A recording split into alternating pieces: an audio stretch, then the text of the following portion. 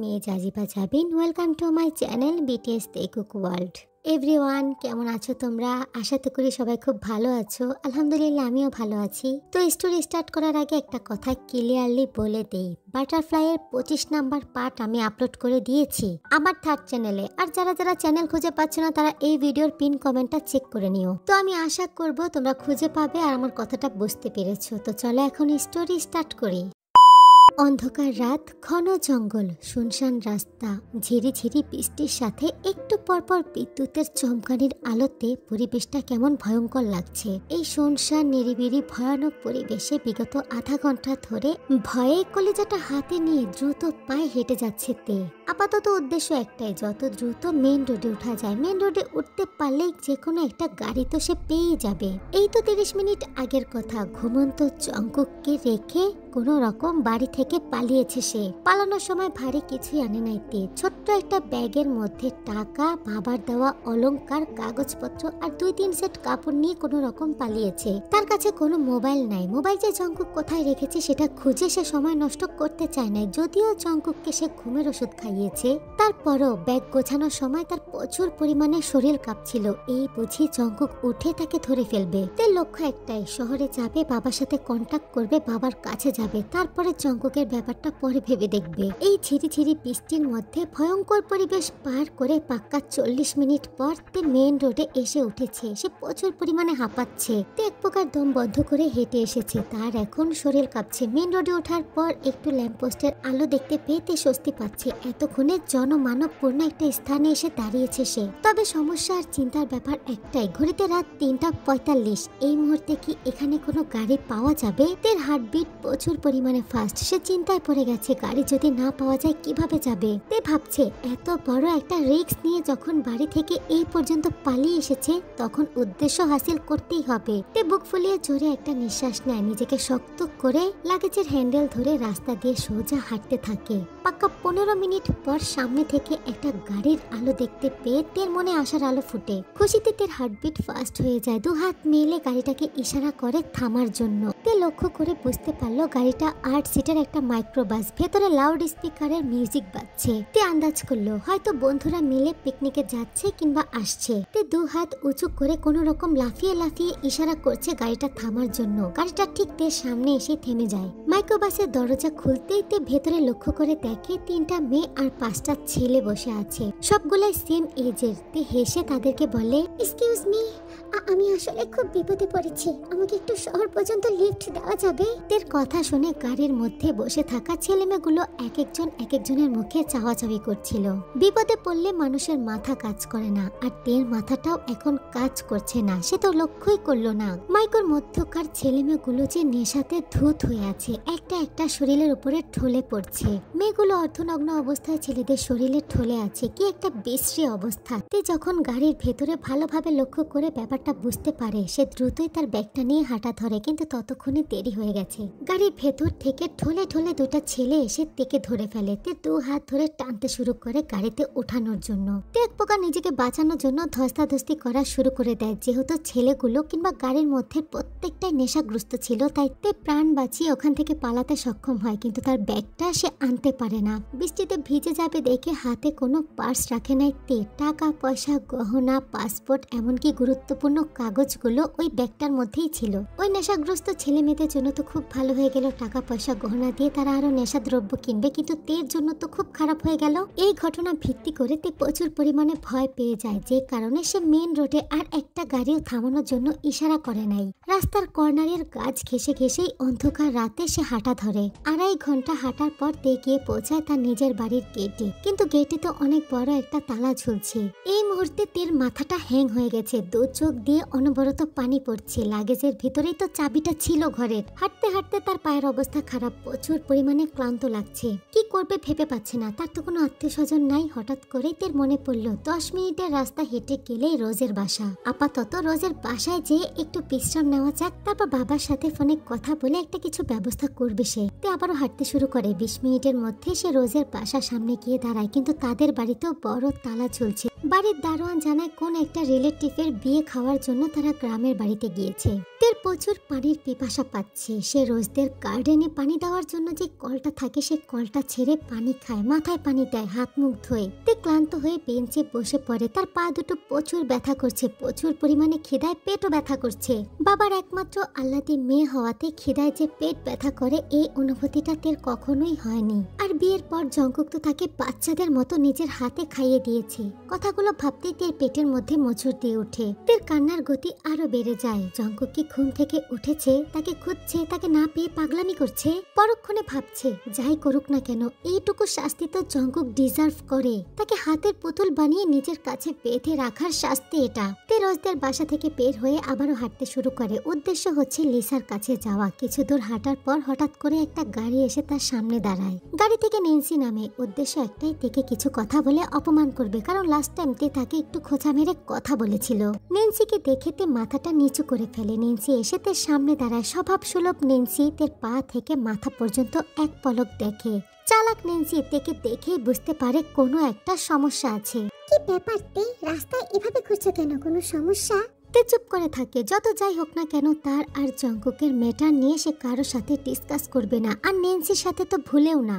তের শরীর দুর্বল, প্রচুর ক্ষুধা পেয়েছে, মাথা কাজ করছে না। এই মুহূর্তে কারো সাথে চটাং চটাং কথা বলার এনার্জি তার নাই। তের সহজ সাধারণ উত্তর, রাস্তায় ছিনতাইকারী ধরেছিল। হায় আল্লাহ, কি বলছো তে? তোমার বর কোথায়? ও ও ও দেশের বাইরে গেছে এক্সারবিশনে।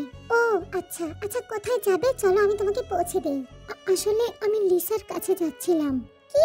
লিসার কাছে যাবে? তুমি তো দেখছি কিছুই জানো না তে। লিসা আর বোগাম পালিয়ে বিয়ে করেছে। 3 দিন হয়ে গেছে। তারা দুজন যে কোথায় পালিয়ে আছে, তাদের ফ্যামিলি তো তাদেরকে খুঁজেই পাচ্ছে না। তুমি কিভাবে পাবে? কথাটি শুনেই যেন তের মাথায় আকাশ ভেঙে পড়লো। তার ক্লোজ ফ্রেন্ড এমন কাজ করেছে, তাকে জানানোর প্রয়োজন মনে করলো না। পরক্ষণে আবার তে ভাবলো কিভাবে জানাবে, তার কাছে তো ফোনই থাকে না। তে তার ভাবনাতে ডুবে আছে। নেন্সি আবারও তীক্ষ্ণ দৃষ্টিতে তের পা থেকে মাথা পর্যন্ত পর্যবেক্ষণ করছে। হঠাৎ করে নেন্সির ফোনে একটা মেসেজ আসে। নেন্সি একই পজিশনে দাঁড়িয়ে থেকে বাম হাতটা হালকা উঁচু করে মেসেজটা সিন করে। চোখের মনে ঘুরিয়ে মেসেজটা একটু দেখে, তারপর আবারও তের দিকে তাকায়। তে, আমি বুঝতে পেরেছি তোমার শরীরটা হয়তো খারাপ। তুমি আমার সাথে চলো, একটু রেস্ট নেবে, তারপর যেখানে যাবে আমি তোমাকে দিয়ে আসবো। তের মাথাটা ভনভন করছে। মাথার মধ্যে হাজারটা চিন্তা, বাবার চিন্তা, জঙ্কুকের চিন্তা। এখন সে কি করবে সেটা ভেবে পাচ্ছে না, সেই চিন্তা। গভীর রাতে রাস্তায় দুষ্ট ছেলেদের কাছ থেকে নিজেকে বাঁচাতে পারলেও ব্যাগটা বাঁচাতে পারে নাই। গহনা আর টাকার জন্য তার একটুও খারাপ লাগছে না,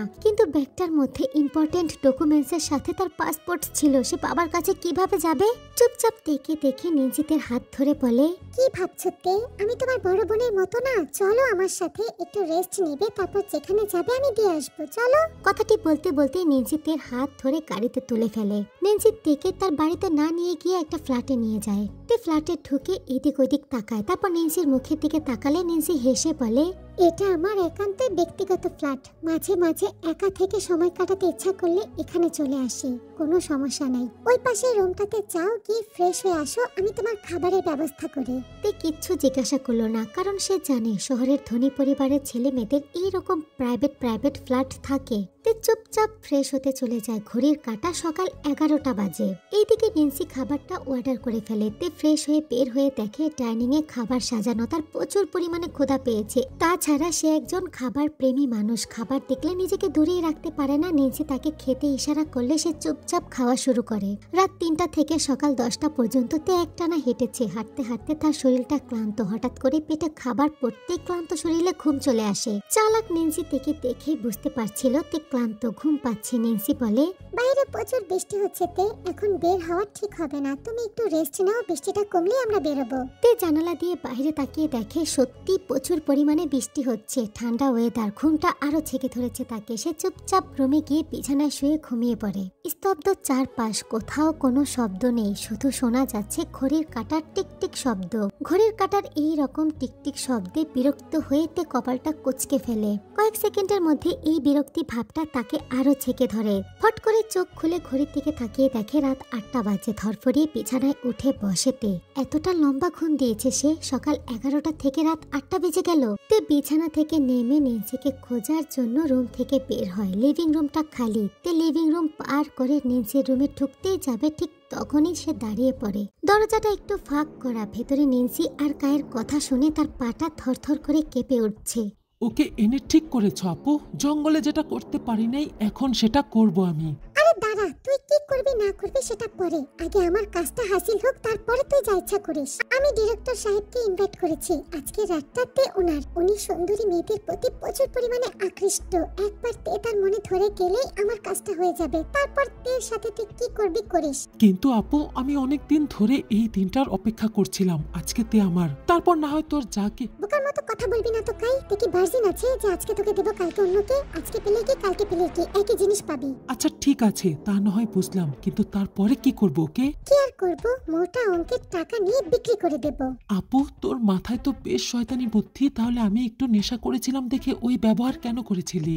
ভাই তুই এখনো অনেক ছোট, তাই এই বিষয়গুলো বুঝতে পারিস না। পুরোটা দুনিয়ায় একটা মুখোশে আবদ্ধ। এই দুনিয়াতে মুখোশের আড়ালে খারাপ মানুষের ভিড়ে তুমি যদি ভালো হয়ে থাকতে চাও তাহলে তো হারিয়ে যাবে। তাই খারাপের সাথে খারাপ হয়েই থাকতে হয়, না হলে তো সুখে থাকা যায় না। ভালোবেসে বুকে আগলে রাখার মানুষের বড্ড অভাব। তুই এসব নিয়ে ভাবিস না তো, তোর কাজ হয়ে গেলে ওর সাথে কি করতে হবে সেটা আমি বুঝে নেব। আপু তে কিন্তু খুব ডেঞ্জারাস, ও তো মানবে না। স্টপ ইট কাই, ওর মানার জন্য কি আমরা বসে থাকবো? অলরেডি খাবারের সাথে ঘুমের ওষুধ খাইয়েছি, বেঘুরে ঘুমাচ্ছে। কিছু সময় পর গিয়ে একটা ইনজেকশন পুশ করে দেব, যেটা ডোজ 24 ঘন্টা থাকবে। ততক্ষণে আমাদের কাজ হয়ে যাবে। চোখ খুলে নিজেকে আবিষ্কার করবে উত্তাল সমুদ্রে, অন্ধকার জাহাজের কুটুরিতে অন্যান্য মেয়েদের মতো হাত পা বাঁধা অবস্থায় পড়ে আছে। আমাকে ইনসাল্ট করেছিল, কিন্তু তে হয়তো জানে না এই নেন্সি ইনসাল্ট ভুলে না।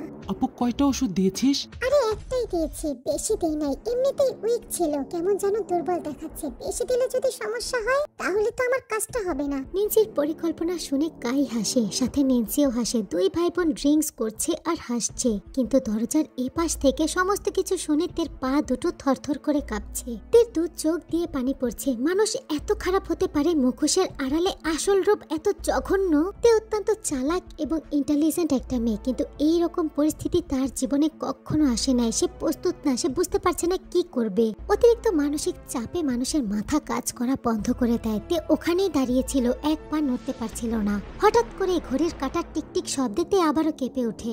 শরীরটা হালকা ঝাঁকুনি দিয়ে উঠে তের এখানে কেন দাঁড়িয়ে আছে বোকার মতো? তার তো পালাতে হবে, না হলে তো সর্বনাশ। তের চিৎকার করে কাঁদতে ইচ্ছা করছে, ফুপিয়ে কান্নার শব্দ বের হতে চাচ্ছে মুখ দিয়ে, কিন্তু সে দু হাতে মুখ চেপে ধরে। এই মুহূর্তে তের প্রচুর পরিমাণে জঙ্কুককে মনে পড়ছে। তাহলে কি জঙ্কুকের বলা কথাটাই ঠিক ছিল? জঙ্কুক ছাড়া তার বাটারফ্লাইয়ের জীবন অন্ধকার। তাহলে কি সে জঙ্কুকের কাছ থেকে পালিয়ে এসে অনেক বড় ভুল করে ফেলেছে? আচমকাই তের মাথায় একটা কথা ঘুরপাক খায়। একটা ঘুমের ওষুধ খেয়ে যদি তার 9 ঘন্টা একটানা ঘুম আসে, তাহলে এক ঝক ভর্তি পানিতে সে 2টা ঘুমের ওষুধ দিয়েছে, আর পানির পটের মধ্যে একটা। জঙ্কুক সমস্ত পানি খেয়েছে। তার মানে কি জঙ্কুক এখনো পড়ে পড়ে ঘুমাচ্ছে? জঙ্কুক যদি ঘুমিয়ে থাকে তাহলে তাকে বিপদ থেকে বাঁচাবে কে? এই বিপদের সময় জঙ্কুক ছাড়া তো তার মাথায় আর মনে কেউই আসছে না। হুট করে কাই উঠে দাঁড়িয়ে বলে, আমি একটু তের কাছ থেকে আসছি।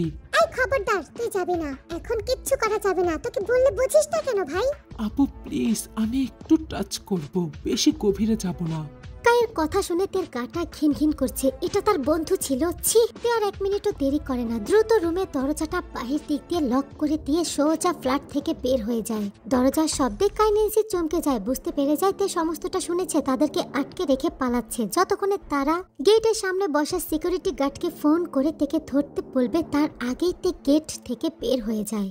কত সময় ধরে দৌড়াচ্ছে সে নিজেও জানে না। দৌড়াতে দৌড়াতে সে নির্জন একটা রাস্তায় এসে দাঁড়িয়ে যায়। আসার সময় জুতাটা পরে আসতে পারে নাই, তাড়াহুড়া করে কোন রকম নিজের ইজ্জত আর জীবন নিয়ে পালিয়েছে। তে প্রচুর পরিমাণে ক্লান্ত হয়ে রাস্তার পাশের ফুটপাতে বসে পড়ে। জোরে জোরে শ্বাস নিয়ে নিজেকে শান্ত করার চেষ্টা করে। হঠাৎ করে তে অনুভব করে তার সামনে কেউই দাঁড়িয়ে আছে। তে মাথা তুলে তাকিয়ে দেখে অচেনা 2টা ছেলে তার দিকে তাকিয়ে আছে। সামনের ছেলেটা বিশ্রী হাসি দিয়ে তেকে বলে, তোর 1 ঘন্টা রেট কত সুন্দরী? তে হত বিভোর হয়ে তাকায় ছেলেটার মুখের দিকে। পাশের ছেলেটা ওই ছেলেটাকে ধাক্কা মেরে বলে, আরে চুপ কর বেটা, 1 ঘন্টাতে মন ভরবো না, যে সুন্দর দেহস না। হঠাৎ করে তের কানে আশেপাশ থেকে কিছু মেয়েদের কণ্ঠস্বর ভেসে আসে। তে মাথা ঘুরিয়ে এদিক ওদিক তাকায়। রাস্তার এপাশে ওপাশে গাছের নিচে বেঞ্চের মধ্যে নানান জায়গায় মেয়েরা ছড়িয়ে ছিটিয়ে আছে, গোলাপি আর লাল রঙের শাড়ি পরে, ঠোঁটে গাঢ় লাল লিপস্টিক দিয়ে। মৌমাছি যেমন চাকের আশেপাশে ঘুরঘুর করে মধু খাওয়ার জন্য মেয়েগুলার আশেপাশে ছেলেরা ওভাবেই ঘুরঘুর করছে। তের আর বুঝতে বাকি রইল না সে কোথায় বসেছে। নিশ্চয়ই রাত 11টা-12টা বাজে। শহরে এই টাইমটাতেই তো এগুলা চলে রাস্তায় রাস্তায়। তে আস্তে করে উঠে দাঁড়িয়ে পাশ কাটিয়ে চলে যেতে লাগে, কিন্তু ছেলে দুটো তেকে ছাড়তে রাজি না। তের পথ আগলে দাঁড়ায়। তে ভয় পেয়ে যায়। দেখুন, আপনারা যা ভাবছেন আমি তা না, আমি এসব না। কিন্তু দ্বিতীয় ছেলেটা তের কথা পাত্তা না দিয়ে তের হাত ধরে টানতে টানতে বলে, আরে সুন্দরী, টাকা পরে দিমু তো, সমস্যা নাই, আসো। তে এমনিতেই দুর্বল, তার উপর দুইটা ছেলে তের হাত ধরে রাস্তার পাশে গার্ডেনের মাথাকে নেওয়ার জন্য টানাটানি করছে। হঠাৎ করে পুলিশের গাড়ির হুইসেলের শব্দ শুনে প্রত্যেকে যার যার মতো দৌড়ে পালায়। ছেলে দুটো তেকে ধাক্কা মেরে মাটিতে ফেলে এক দৌড় দেয়। ছেলে দুটো তের হাত ধরে টানাটানি করার ফলে হাতের কবজি দুটোতে তে প্রচুর ব্যথা পেয়েছে। ফেলে দেওয়ার কারণে কোমরেও ব্যথা পেয়েছে। ফুটপাতের পাশে ঘাসের মধ্যে তে ওভাবেই পড়ে কান্না করছে। উঠে আসার শক্তি পাচ্ছে না। কিছুক্ষণ পর তে অনুভব করে তার পায়ের মধ্যে ঠান্ডা ঠান্ডা কিছু স্পর্শ লাগছে। তে লাফ দিয়ে উঠে বসে। আশেপাশ থেকে ইঁদুরের চিচি শব্দ তার কানে ভেসে আসে। তার বুঝতে বাকি থাকে না যে ইঁদুর আছে এখানে। সে ভয়ে উঠে দাঁড়ায়। তে ভাবছে, জঙ্গক ঠিক বলেছে, পরিবেশ পরিস্থিতি দুনিয়াটা আসলেই খুব খারাপ, খুব জঘন্য। এই জঘন্য দুনিয়ার জঘন্য মানুষের ভিড়ে একা বেঁচে থাকা খুব কঠিন। তে আশেপাশে তাকিয়ে দেখে একটু আগে যেখানে জমজমাট রঙের মেলা বসেছিল এখন সেই জায়গাটা ফাঁকা, সবাই পালিয়েছে। তে নিরিবিলি রাস্তার পাশ ঘেঁষে হাঁটতে শুরু করে আবার। ঘড়ির কাঁটা রাত 2টো বাজে। লিমিনহো প্রচুর পরিমাণে রেগে মেগে হাই স্পিডে রাস্তায় গাড়ি চালাচ্ছে। প্রত্যেক বছর ফ্রান্সে একটা এক্সিবিশন হয়, সেখানে বিভিন্ন দেশ থেকে বিভিন্ন নামি দামি আর্টিস্টরা পেন্টিং পাঠায়, আর যার পেন্টিং দর্শকরা বেশি ভোট করে এবং বেশি দামে বিক্রি করা হয় তাকে আর্টিস্ট অব দ্য ইয়ারের পুরস্কার দেওয়া হয়। সম্মান, টাকা পয়সা আর অনেক খ্যাতিও দেওয়া হয়। বিগত 3 বছর ধরে এই স্থানটা শুধুমাত্র জঙ্গক নিচ্ছে। লিমিনহো বিগত কয়েক বছর ধরে ট্রাই করছে, অনেক পরিশ্রম করছে তার একটা পেন্টিং ফ্রান্সে পাঠানোর জন্য, কিন্তু আর্ট একাডেমির কমিটি লাস্ট স্টেপে এসে জঙ্গকের পেন্টিংটাই সিলেক্ট করে। আর এখন সেই ঘটনাই ঘটেছে, একাডেমি থেকে জঙ্গকের পেন্টিংই সিলেক্ট করা হয়েছে, যে কারণে সে রেগে আছে। শহরের রাস্তা তো ল্যাম্প পোস্টের আলোতে আলোকিত থাকে। লিমিনহো হাই স্পিডে গাড়ি চালানোর এক পর্যায়ে রাস্তার কর্নারে তেকে হেঁটে যেতে দেখে জোরে গাড়ির ব্রেক কষে, যেটা শব্দ শুনে তে ভয় পেয়ে যায়। লিমিনহো গাড়ির কাছ নামায় না, সে গাড়ির ভেতর থেকেই তেকে স্পষ্ট দেখছে। তেকে দেখে সে একটা টেবিল স্মাইল দেয়। বিগত কিছু বছর ধরে লিমিনহো তো জঙ্গককে একটা শিক্ষা দিতে চাচ্ছে, জঙ্গকের মেরুদণ্ডটা ভেঙে দিতে চাচ্ছে। কিন্তু এত বছর তো লিমিনহো জঙ্গকের দুর্বলতা কি জানতো না, কিন্তু এখন তো জানে তার ওয়াইফ তার সব থেকে বড় দুর্বলতা। সেদিন একাডেমিতে জঙ্গকের যে রূপ দেখেছে লিমিনহো, তাতে লিমিনহো 100% শিওর তের কিছু হলে জঙ্গক এমনিতেই পাগল হয়ে যাবে। শোকে একাডেমি তো ছাড়বে, সাথে পেন্টিং করাও ছেড়ে দেবে। এর থেকে বড় সুযোগ লিমিনহোর কাছে আর কি হতে পারে? এই মুহূর্তে লিমিনহোর মাথা কাজ করছে না। তার মাথার মধ্যে শুধু একটা জিনিসই ঘুরছে, যে করেই হোক নিজেকে সাকসেস করার জন্য, সাধ্য সিদ্ধি করার জন্য যা করা দরকার সে করবে। তাতে যদি জঘন্য কিছু করতে হয় কিংবা মার্ডার করতে হয় করবে।